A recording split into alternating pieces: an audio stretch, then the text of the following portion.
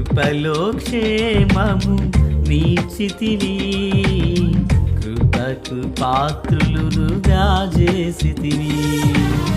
కృపలో క్షేమము నీచితివి, కృపకు పాత్రులుగా చేసితివి. కృపను గూర్చి పాడెదనేను, కృపను గూర్చి పొగడెద నిన్ను. కృపను గూర్చి పాడెదనేను, కృపను గూర్చి పొగడెద నిన్ను.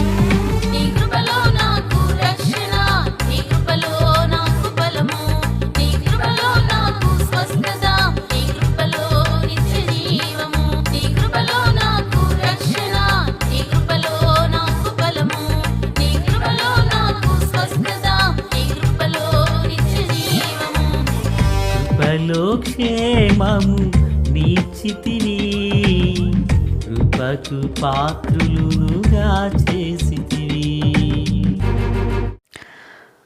మన ప్రభు అయినటువంటి యేసుక్రీస్తు వారి పరిశుద్ధమైన నామములో తండ్రి అయిన దేవాది దేవునికి నిత్యము స్తుతియు స్తోత్రములు, మహిమయు ఘనతయు ప్రభావములు యుగయుగములు ప్రభునకే చెల్లునుగాక. ఆత్మీయులారా, బాగున్నారు కదా? దేవుని మహాకృపను బట్టి మరొక పర్యాయము మనం ఎలాగున కలిసి వేదవాక్యమును ధ్యానించే కృపాభాగ్యం మహాదేవుడు మనకు అనుగ్రహించున్నారు. దయగలిగిన ఆయన ఆత్మచేత సమభూమి గల దేశమున ప్రభువు మనలందరినీ నడిపించునుగాక. ఆమేన్. నేటి దినాన వాక్య ధ్యానము కొరకైన భాగము ద్వితీయోపదేశకాండం 13వ అధ్యాయం 1 నుండి 10 వరకున్న వచనాలను ధ్యానం చేయబోచున్నాము. 4వ వచనం, మీరు మీ దేవుడైన యెహోవాకు లోబడి ఆయనకే భయపడి ఆయన ఆజ్ఞలను అనుసరించి ఆయన మాట విని ఆయనను సేవించి ఆయనను హత్తుకొని ఉండవలెను. ప్రార్థన. మహాపరిశుద్ధుడా, ప్రేమగల తండ్రి, కృపగల దేవా, స్తోత్రాలు. చదవబడిన దివ్యమైన వాక్యం మీది. వినుచున్నవారు మీ వారు, మీ దాసుడనైన నన్ను పూర్ణముగా మరుగు చేసి దైవస్వరమును వినిపింపచేయండి.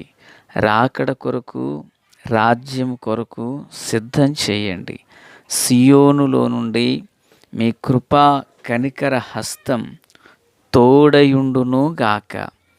మేలు చేత నడిపించుమని యేసయ్య మహోన్నతమైన నామంలోనికి ప్రార్థించిన మనవులన్నీ పొందియున్నామని నమ్ముచున్నాము మా పరమ తండ్రి. ఆమేన్. ఆత్మీయులారా, బాగున్నారు కదూ? ఈ చదవబడినటువంటి వేదవాక్యాన ఈ 10 వచనాలలో ఉన్న సారాంశం ఏమైందంటే, మహాదేవుడు తన ప్రజలైన వారితో ఇలాగూ చెప్పుచున్నారు, ప్రవక్తయే గాని కలలు కనువాడే గాని నీ మధ్య లేచి నీ ఎదుట సూచక క్రియైనను మహత్కార్యమైనను చేసి నీవు ఎరుగని ఇతర దేవతలను అనుసరించి పూజింతము రమ్మని నీతో చెప్పినప్పుడు ఆ సూచక క్రియ కానీ మహత్కార్యము కానీ సంభవించను ఆ ప్రవక్త మాటలను, కలలు కనువాని మాటలను వినొద్దు. ఎలయనగా మీరు మీ దేవుడైన యెహోవాను మీ పూర్ణ హృదయముతోనూ మీ పూర్ణ ఆత్మతోనూ ప్రేమించుచున్నారో లేదో తెలుసుకొనుటకు నీ దేవుడైన యెహోవా మిమ్మల్ని పరీక్షించుచున్నాడు. నెంబర్ 1. కనుక మీరు దేవుని ఆజ్ఞకు లోబడండి, భయపడండి, ఆజ్ఞలను అనుసరించి ఆయన మాట విని ఆయనను సేవించి ఆయన హత్తుకుని ఉండండి అంటూ ప్రభువారు చెప్పుచున్నారు. అంటే కలలు కనే వ్యక్తి అయినా, నాకు మీ గురించి ఒక కల వచ్చింది, ప్రవచించే వ్యక్తి అయినా, అవి ఒక మనిషిని దేవుని యొద్దకు నడిపించేటట్లుగా ఉండాలే కానీ ఒక మనిషిని దేవుని ఆత్మీయత నుండి తొలగించేవిగా ఉండరాదు అనేదే దేవుని ఉద్దేశం. కనుక అలాంటి వ్యక్తి మాటను మీరు వినొద్దు. వారు ఏం చేస్తారంటే ఇలాగున తెలియపరిచి ఎరుగని ఇతర దేవతలు అనుసరించి పూజించుటకు రమ్మని పిలుస్తారు. ఆత్మీయత నుండి నిన్ను ప్రక్కకు తప్పిస్తారు. కనుక ఇటువంటి విషయంలో నువ్వు బహు జాగ్రత్తగా ఉండుటకు గాను దేవుని ఆజ్ఞలను అనుసరించి ఆయన మాట విని ఆయనని సేవించి హత్తుకొనియుండు అంటున్నారు. ప్రియులారా, మనందరికీ బాగా పరిచయమైన వ్యక్తి బైబిల్లో సొలొమోను కదా. ఎంతోమంది మనకు పరిచయస్తులు ఉంటారు, వారిలో ఒకరు సొలొమోను. ఈ సొలొమోను ఆరంభం ఎలా ఉంటుంది అంటే చాలా ఆత్మీయంగా, బహు వినయ మనస్కుడై కనిపిస్తారు. ప్రభువే ఆశ్చర్యపోతారు కదా, నీకేం కావాలి అంటే నాకు తెలివి వివేచన కావాలంటే అసలు ఇలాంటి అడిగావా అని చెప్పి ప్రభు ఆశ్చర్యపోయారు. ఇంత ఆత్మీయుడు, సౌమ్యుడు, తెలివి వివేచన కలిగిన వాడు,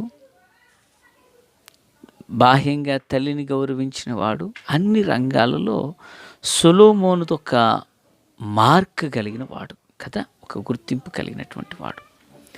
అయితే ఈ సొలొమోను ఒకానొక దినాన తన జ్ఞానము విరాజిల్లి, వింటున్నారా, తన జ్ఞానము విరాజిల్లి ప్రియులారా ఇంచుమించుగా ఆ ప్రాంతమంతా తను గుర్తింపు పొందినవాడుగాను, అనేకుల చేత కొనియాడబడుతున్నప్పుడు అన్య స్త్రీలను పెళ్లి చేసుకోవడం మొదలుపెట్టాడు. చూడండి, అసలు ప్రభు ఏం చెప్పారు, అసలు అలాంటి వారితో సావాసం నీకు వద్దన్నారు. అయితే అయ్యగారు ఏం చేస్తున్నాడు, నేరుగా వివాహం చేసుకున్నాడు. బాధాకరమైన విషయం ఏంటంటే ఇంట్లోకి వచ్చిన వాళ్ళు ఒంట్లోకి వచ్చిన వాళ్ళు హృదయంలో ప్రవేశించినట్టుంది ఆయన పని. అంటే దాని అర్థం ఏంటంటే పిల్లరా, వాళ్ళు వస్తే విగ్రహాలు తెచ్చుకున్నారు. విగ్రహాలు తెచ్చుకున్న వాళ్ళు ఒక రోజున గుడులు కూడా కట్టించమని ప్రేరేపిస్తారు. సొలొమోను గురించి రాజుల గ్రంథాన చెప్పబడిన మాట, అతని హృదయాన్ని వాళ్ళు త్రిప్పివేశారంట. చూడండి, ప్రపంచ జ్ఞానవంతుడు సొలొమోను. ప్రపంచ జ్ఞానవంతుడైన సొలొమోను హృదయాన్నే వాళ్ళు త్రిప్పివేస్తే, ఈ మాటలు వించిన ప్రియులారా, నీ హృదయం విషయంలో, ఇంక్లూడింగ్ మీ, నా హృదయ విషయంలో స్థిరమైన వారిగా ఉండగలమని గ్యారంటీ ఏదైనా ఉందా? సొలొమోను అంతటి జ్ఞానవంతుడే విగ్రహముల దగ్గర బలైపోయాడు. విగ్రహములను ఆరాధన చేసేటువంటి వారి సావాసాన్ని వెంబడించి తను ఎంతో పోగొట్టుకున్నాడు. పిల్లలు, ఒక్క మాట చెప్పాలంటే సొలొమోను అంతటి గొప్పవాడే నిలవబడలేకపోతే కొద్ది గొప్ప భక్తి జీవితాన్ని జీవించే మనమే పాటివారు. కనుక నిప్పుల మీద నడవకూడదు, తప్పకుండా కాలుతాయి. గాలిలోకి ఎగరకూడదు, కిందకే పడతాం. కదపలేరా? అలాగుననే విగ్రహారాధన అనేది ఒక మనిషిని ఏం చేస్తుందంటే ఆధ్యాత్మికంగా పతన స్థాయికి పడేసేంత వరకు ఈడ్చుకుపోతూ ఉంటుంది. కనుకనే ప్రభువారు అంటారు, మీరు అట్టి ఉరులలో ఉచ్చుల్లో పడకుండానట్లుగా దేవుని హత్తుకొని ఉండండి. నెంబర్ 1, ఆయన్నే సేవించండి. నెంబర్ 2, నెంబర్ 3, ఆయన మాట వినండి. ఆయనకు లోబడి ఉండండి. ఎన్ని మాటలను చూసారు ప్లేరా? ఒక వచనంలో ఒక్కొక్కటి చెబుతాను చూడు. ఒకటి, లోబడి ఉండండి. లోబడు అంటే విధేయత. విధేయులైన వారి మీదకి దేవుని ఆత్మ వస్తుంది కదండి.